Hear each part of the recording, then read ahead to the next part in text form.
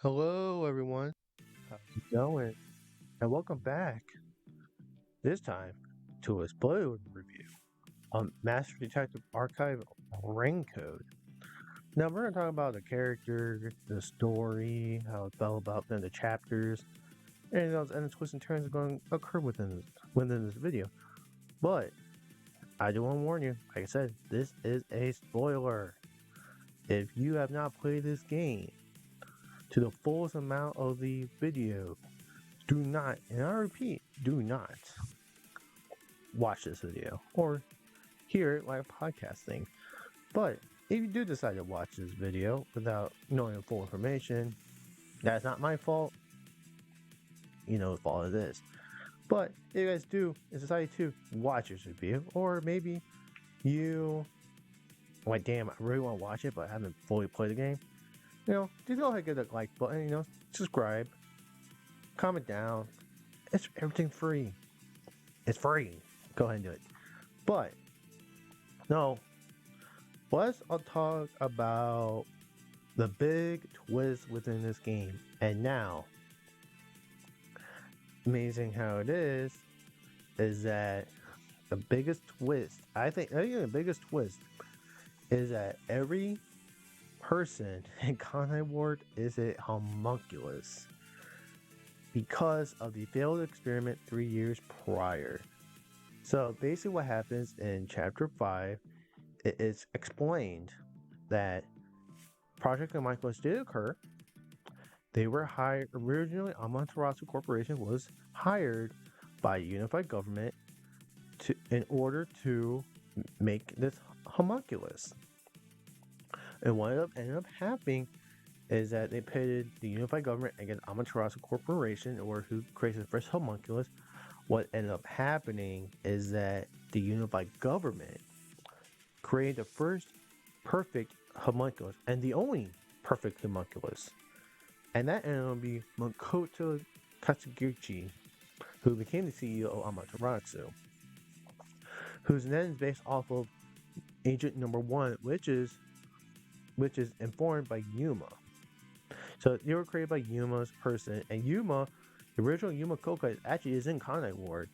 They actually were able to switch identities because when the original number 1 guy goes and makes a pact with the Death God and Shinigami, that's when the other Yuma ends up becoming a ramen owner and makes his living in Conai Ward. And his arc, that actually little Yuma guy, that guy who makes ramen, starts small town and then creates the ramen shop, and then his ramen shop actually goes huge. Because one of the main things about the homunculus that's really bad is the one actually in Conai Ward, Dr. Horweska made, is that they actually need human flesh to survive. They need to eat human flesh and need to stay away from the sun, which is why it is always raining. Because if it didn't rain and there's always sun out, everyone in Conai Ward would basically pass out, turn against a raging people, and at that point they would not be able to go. No one in Conai Ward would survive, which is why Makoto actually made this machine able to basically tell the former CEO of Amaterasu, hey, let me do negotiations, and if I'm able to peacefully negotiate this, then let me take over Amaterasu. And Conai Ward, he's like, okay. And that's when Makoto did it. By the way, Makoto, as kind of like nice, puffy guy he is, like in the beginning of the game when you meet him chapter 2, beginning of chapter 3 and everything else, he actually does manipulate the hell out of you, manipulates the hell out of Yako. And he's a mass manipulator. Like, he's the reason why the world detectives are there. And main reason why he wanted world detectives there, and so he's able to dethrone Yomi, who's the head of the peacekeepers. Homie Yosmile, who's basically like the abuser of powers. That's what Makoto wants, and Makoto is the one who took away Yomi's position in order to be the CEO of Amaterasu.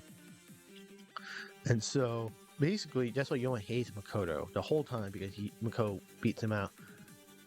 Because the Blake Week mysteries that you keep pointing in chapter 5, because everyone actually did die because homunculus went wild and actually killed everyone. And so also with that, Makoto was able to get the meat bun. You're like, well, what the hell? That's one of the delicacies of the game is the meat bun. Inside the meat bun, they actually take criminals from the criminals outside of Kind of Ward. They like execute them, and then they bring them over to the restricted facility area, and they grind them up and put them in the meat bun, which is really fucked up. You really think about it. He uses power to get criminals over to basically so people in Kind of Ward can eat them, and they didn't even know about they were eating them until the end of chapter 5 into the epilogue, which basically Yuma's like, hey, you have to work, Makoto, with the people to see what the perfect solution would be. And so Makoto and implied and definitely this succeed in the epilogue is that everyone knew there were homunculus, you got rid of the meat buns, and then the ramen dude, who's the real Yuma, he goes ahead and is able to make ramen noodles to different ingredients where homunculi actually need the nutrients they actually need before they actually like go insane.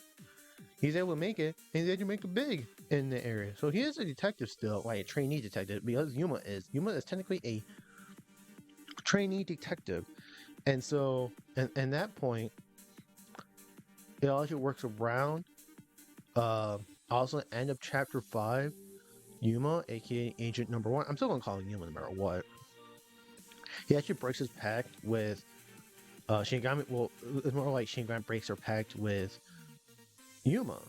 Basically, because Yuma's told Makoto to go out, and the only reason why the Mizraim would not exist anymore if Makoto dies, and you basically kill him inside that thing. Well, Yuma says, no, I'm not going to do that. I'm going to let you go. Go ahead and make a solution with the people. And he does that, and then Shinigami makes the emergency exit. And she's like, at that point, just like, you need to go. I mean, we're breaking the pact. Just go. You need to survive, basically. You can't die here. So Shinigami's the one that actually goes ahead and makes the pact, breaks the pact with Yuma. Everything about letting Shinigami. He goes to his own area. He actually steps down from the World Detective Organization and goes ahead and tries to solve more crimes in a certain area. What the area is, we don't know, but he is alive, doing well, and he is going to do what he can to solve crimes in a different area.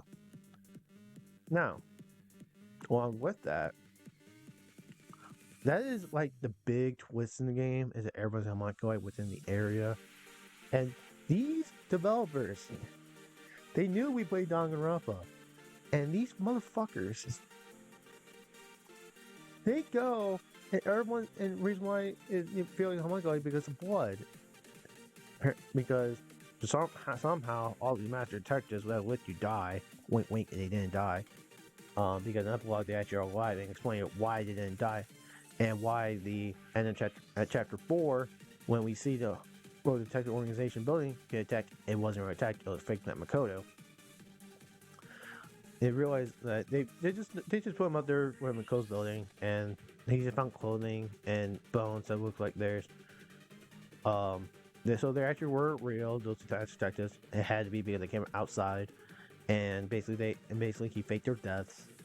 And the pink blood, wherever had pink blood, is weird because everyone has pink blood, but you're the only blood you see in the mystery lab, and it's red. Those fuckers use our Danganronpa thing and use it against us. Fuck you. Really? Oh god.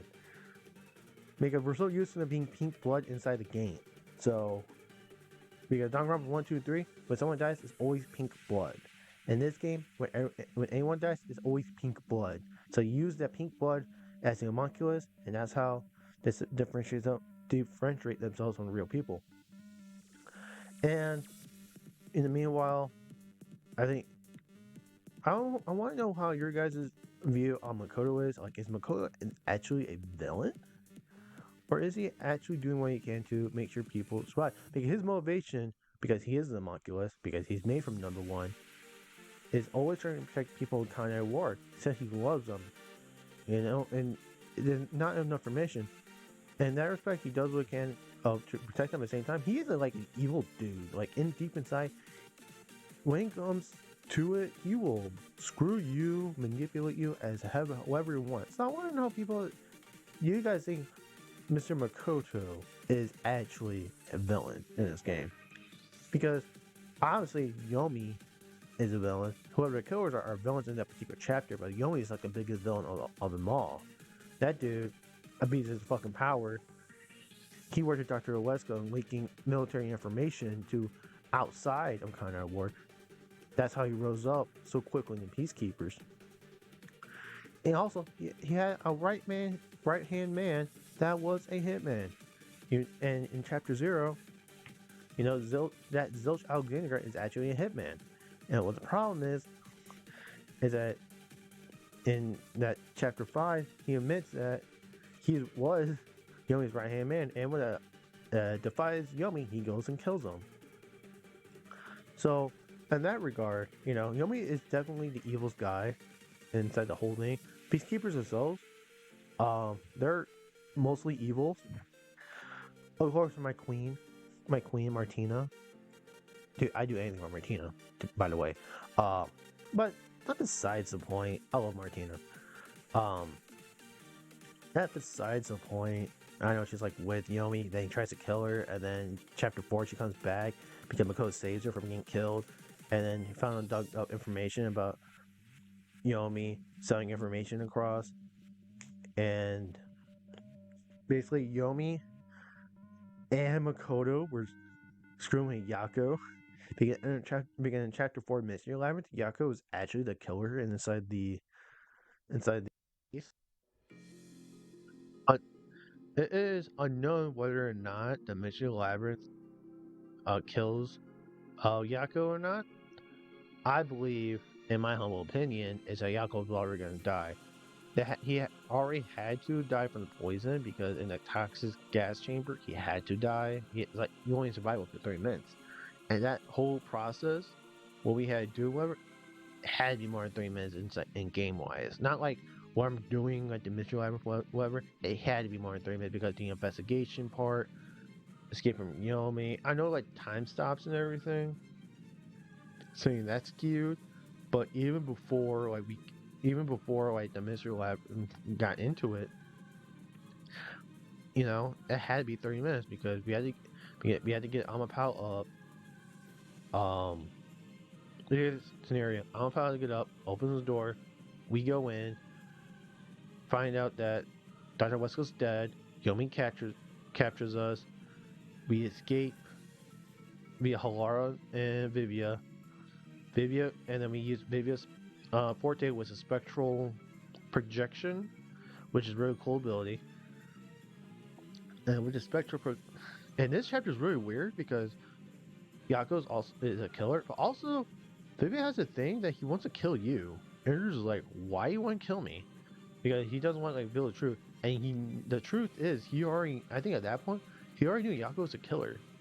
He just knew what it was. Because with spectral projection, he's able to see Yako, like, thinking of a few things and, like, holding the letters. Because Yako actually was married at one point. Yako's wife was working at Amaterasu.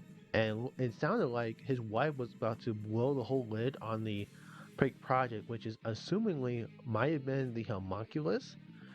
And Yako always believed Dr. Owesko was the reason why she died because some random explosion happened. And like it's really sad on Yako's point of view. But then Yomi gave him all the information, which is the map and what he needs to do, how he can carry it evolve. He actually hired Fink the Slaughterhouse, which is a hitman. So many hitmen in this thing. He hired him to actually kill Yako because he wanted to basically cover up his poison. He was going to die with the poison no matter what happened. And then he wanted to Fink the Slaughterhouse to kill him, cover it up. But we successfully deduced that it was Yako because of the mystery labyrinth. And then, um, Makoto manipulate everyone to go inside this in this secret lab to get information from on Yomi, so Yomi can get exiled basically out from Peacekeeper, so Makoto can have the whole control over everything. And then top it all off, Makoto kills the Phantom Slaughterhouse. Everyone's like, what? He kills it? He's like, you know too much information. Now die. Dude, the homie dies. I mean, there's no way. There's no way this dude kills Speak. No shit. So like this game had major turns in it. Major turns. Like, what the fuck, man? Because Makoto, it is really smart. He did it well. So he had Yuma character. He got on his fingertips, which is fine because Yuma's not very perceptive on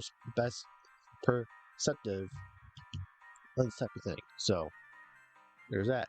And the number one that we saw earlier in the prologue, that they always have a double for number one. So he's never the person. So it was always Yuma. That was a go around twist that guy's always a double. But with Yako as being killer in chapter 4, you don't see him because you do see him in chapter 5 as a dead zombie. He gives you the main disc to Dr. Weska, how he made the Homunculus, how it was a failure, and then he dies in there too, which is the reason why in the chapter 5 mystery lab is that video archive is so important because it means that Dr. Weska, what we saw was the Homunculus. So that's why it's very important for that. And like I said, it's really weird. And the twist in the game is so important because one of the characters in chapter 2, Kurumi Wendy, she's actually very important because she's like an informant inside the game. And she's like, well, she's the reason why you knew there's a homunculus project because she had like a theory that there's a homunculus. She always wanted to be informed because her grandpa disappeared and realized that everyone did a blood test, and whoever didn't do the blood test, they got kidnapped. So that kidnapping can be inferred in a few ways. It can be inferred that they killed them or they exiled them from Kanai Ward. It's not specifically explain what happened to those people who refused to take the blood test. Because if they weren't there, that means that, and they didn't kill them off, that means they had to be alive somehow. And because of that, we don't know what happened to them. So that's an unknown mystery. Another unknown mystery. It is my pet peeve unknown mystery if I want to go with X amount of things. Because Kurumi and Yuma, you can kind of tell they like each other, but like Yuma's thing is that he doesn't know she likes him. But Kurumi does really like Yuma. So my other thing is, since they're like homunculus supposed to be immortal and everything, and they're like technically zombies, but they're not. Only when they die and when they get sunlight and stuff like that. Can she actually not her physical body actually grow older? Something like that. Because if she's staying the same for 3 years, you would think that if you were staying the same person for 3 years, but you're not growing older, that's kind of an issue. One, physical appearance, does that change? And number two, can they even have babies? That's a good, quick question. Let's say Kurumi and Yuma get married in the future, right? Off screen somewhere, they get married. Can they even have babies? We can choose homunculus. I don't know. But in that blog, they reveal that the ramen have homunculus ingredients to make sure that people don't eat the meat buns, which they discontinued. Makoto was going to turn himself in, but everyone says no, stay, keep our leader.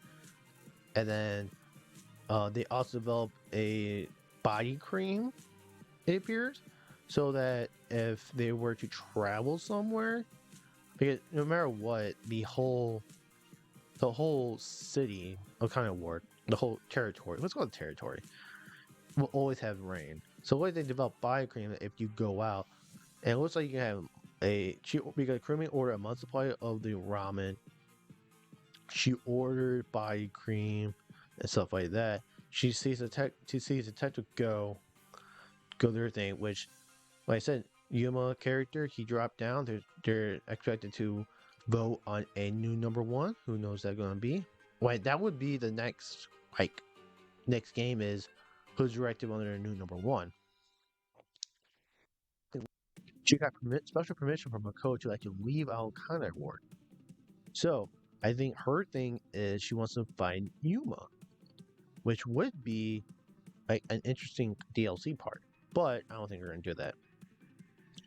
But I think she's gonna try and find. I think developed biocream to withstand from the sun.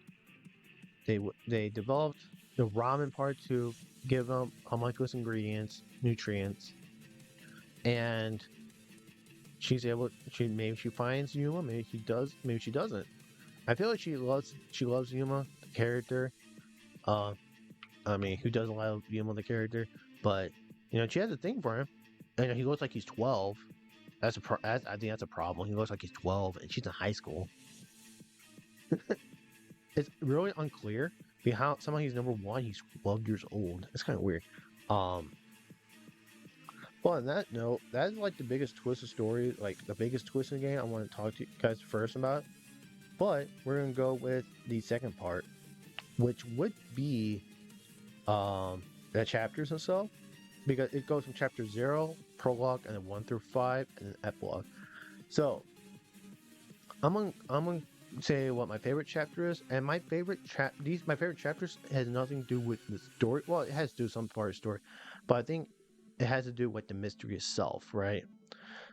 Excluding from chapter, well, I can go to chapter 5, but I think chapter 5 is different, so I'm not going. In my head, I'm not going to count that. I think I'm gonna base my chapter between chapter 0 and chapter 4. The North Range of the story, because they're actually like normal mysteries. Chapter 5 is like every Danganronpa game. It's not a normal mystery. Try to figure out what happened, what's the key thing, and everything. I think it's a cop out answer. You say number 5 your favorite um, chapter in the game with what's going on. But I believe if I'm gonna go by my favorite chapter of like mystery and everything else, I think chapter 1 is my favorite. And here's the reason why chapter 1 is my favorite. Chapter 1 is my favorite is because of the mystery labyrinth and the locked room mysteries. Especially in the second and third locked room mystery, you actually have to recreate how they do the locked room, and it's actually really interesting how like in the second locked room with a like fishing line string, it will connect from the top of the vent into the dolls of the eyes, into the neck. You had to wrap around the victim's neck, it will hold with enough power to hold them off into the vent. You throw it and cut it all down. I think it's really interesting. I think that twist in that chapter when it is a priest, which I always thought was always a priest, a worshiper, in order to be the nailman killer, because the only thing that makes sense, because the servant can't be, because in the first last room he had to do a vent, he's too big for it, and so to be nun, because in the second one you have to be able to connect the lines, and her right hand's broken, so she can't do that. So it always had to be a priest, because in the fourth case, there's a rope ladder used to escape from a clock tower, and the servant found the rope. So it always had to be a priest.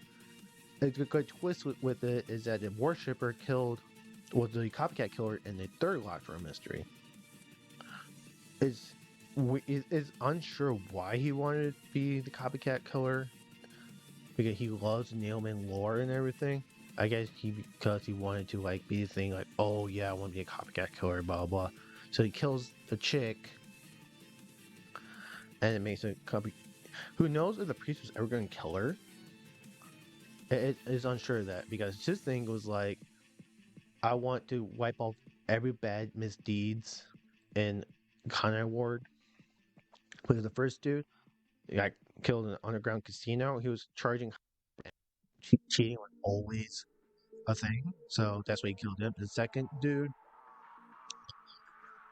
killed because he's like a house, like he sells like houses and stuff, but like he does insanely charge loans to it and like land sharks and sells it to Amaterasu and stuff. So that's why he gets killed. And then I think a fourth chick is like she's like infidelity and stuff. Like she sleeps with other men.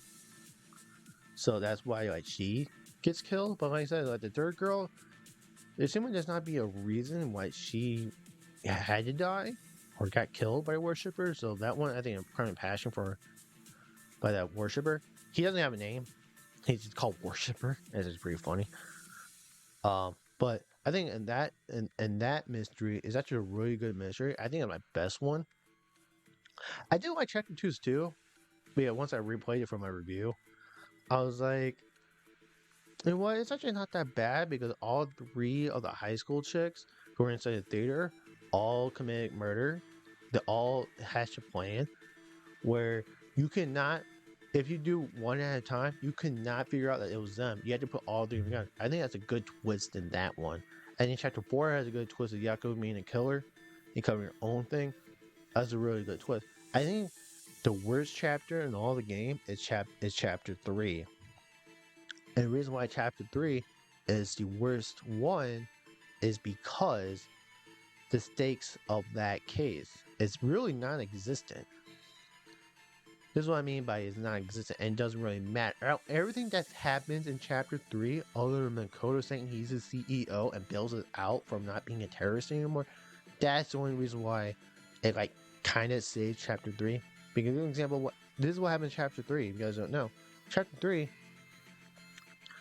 you're basically on the end of your. And in chapter 2, your submarine gets blown up. You get saved by Makoto, who you're by watch on the beach, and you talk to Makoto for a little bit, and you go back to the submarine spot. You get kidnapped by the Resistance, Icardi, and Ikura, and Sashi trying to lead this Resistance in order to get equal treatment between the people in the Doya district to the rest of Amaterasu. Because the Doya district, it got over flooded, doesn't have a sewage system, and it's basically the slums and want equal treatment, which is fine. I think it's a good thing, but you know that's the thing. And they want you to join because you're a detective. You say no because it's the right thing. You don't know what their big ultimate plan is.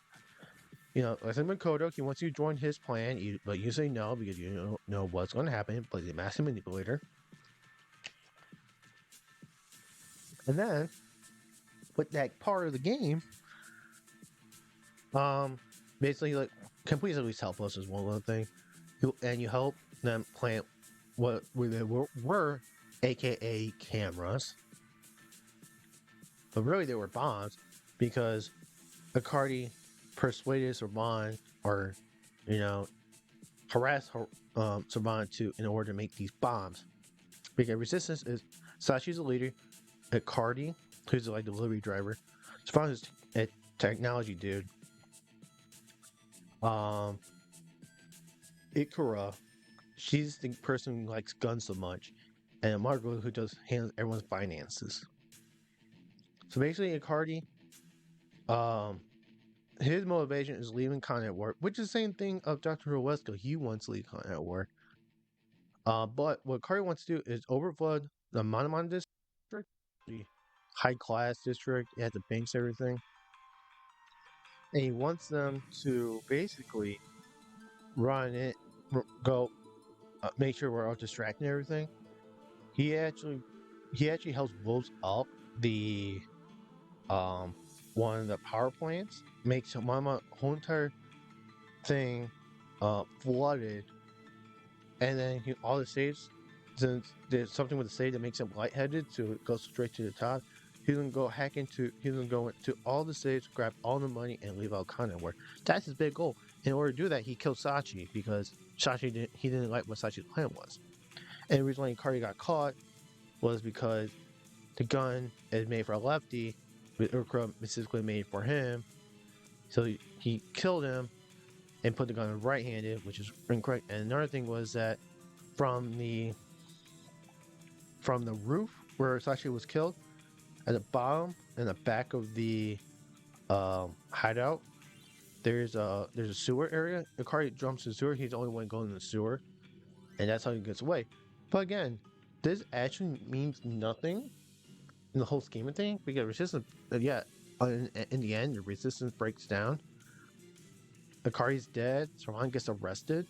Margot runs his antique store and it does things.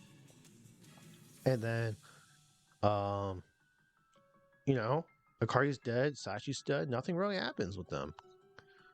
So that's why it's like a moot point in the game. The resistance just died. The resistance basically dies down. You do the side quest with Ikura and find out that Saran actually was able to escape because Yomi basically was going to kill off the peacekeepers for that chapter, Gilmy and Dominic, which is why another thing why chapter 3 is like a throwaway. Especially these two particular characters, they're throwaway characters because you only see them like twice. You see them on a Tinatron when the first bomb goes off. We had no way to save it. The first bomb goes off in the phone booth, and she's like, "It's you," and that's it. I think you see her like 2 more times. I forgot the second time you see her, but the last time you see her is when you're cornered inside a office building in Monoron District, and so that's the only like things that happened, you know, and like you see her the least amount. See, in the rest of the chapter, like chapter 1, you see Seth a lot. You see Seth at the beginning at the clock tower. You see Seth again at the submarine area threatening Yako to arrest him, and you see Seth again.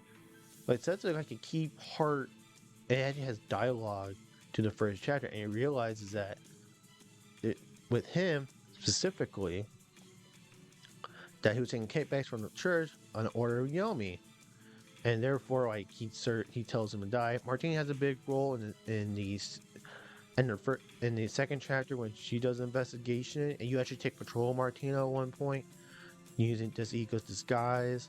So that's why like she's really important. And then Yomi, he's a character throughout the whole game. He's Swank, doesn't have the much lot to do, but again, he's a tutorial stage, so the tutorial guys don't really have like a whole and it applies to for Zilch. Someone Zilch has like plays like his character, the mercenary character Zilch, plays a key part. But Swank and Guillaume play like very little roles in the game.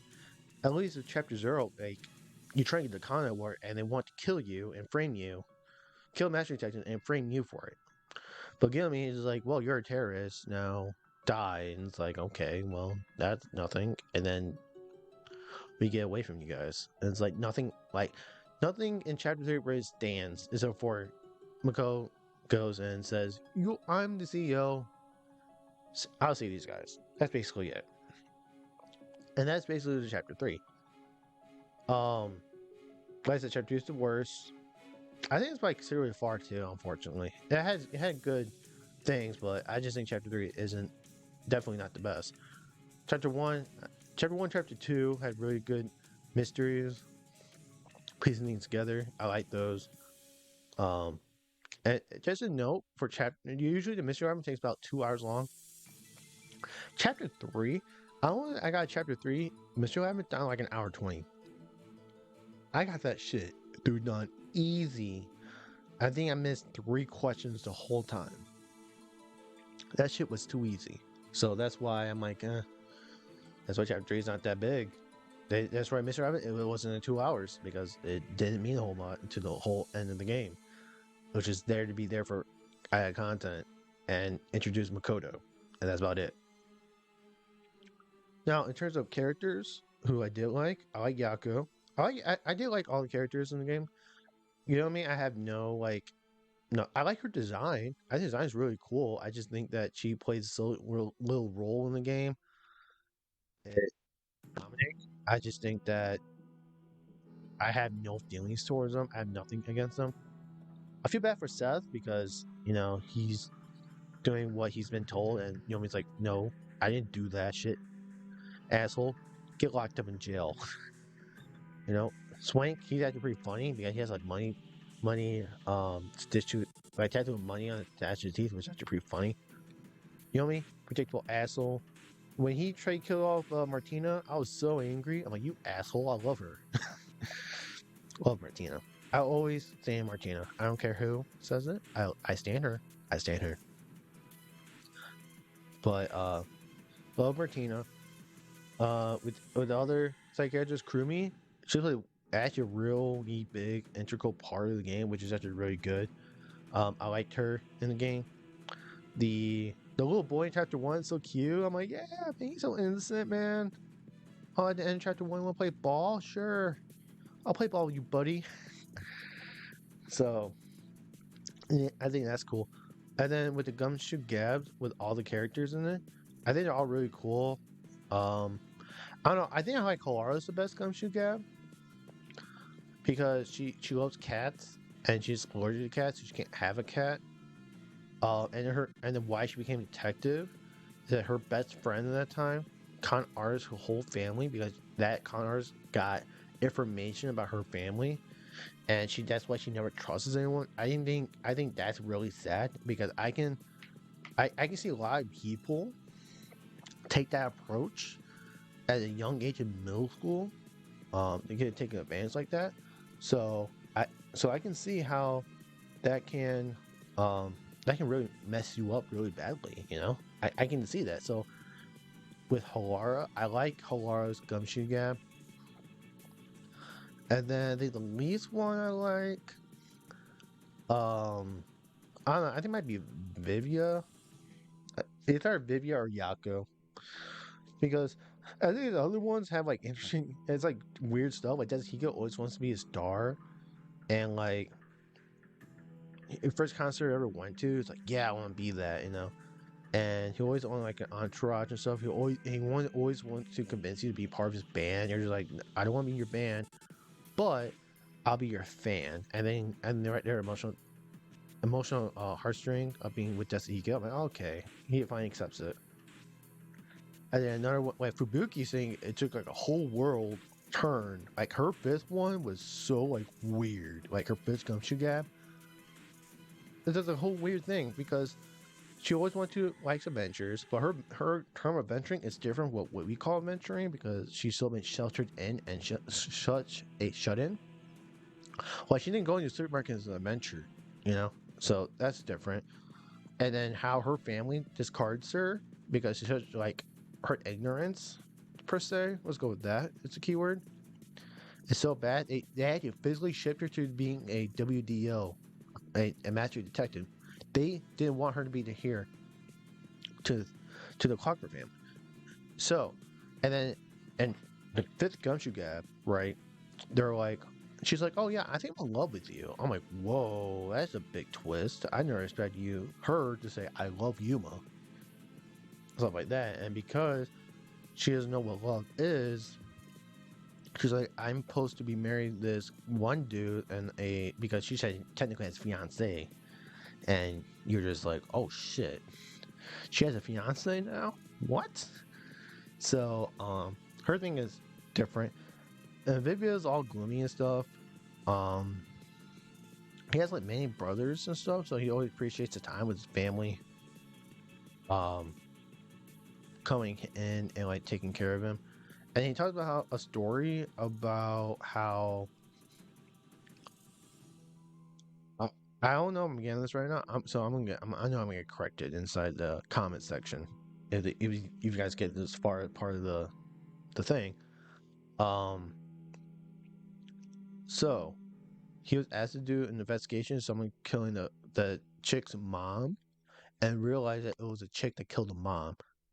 And I think the base of that story is like he did never want to know what the truth was, which is why it felt to him what it is. So, and also a funny thing too is like in Yako's and Jessahiko saying they ask Yuma and Kurumi, and Yuma's like, I don't like her. Like, yes, you do, man. Just admit it.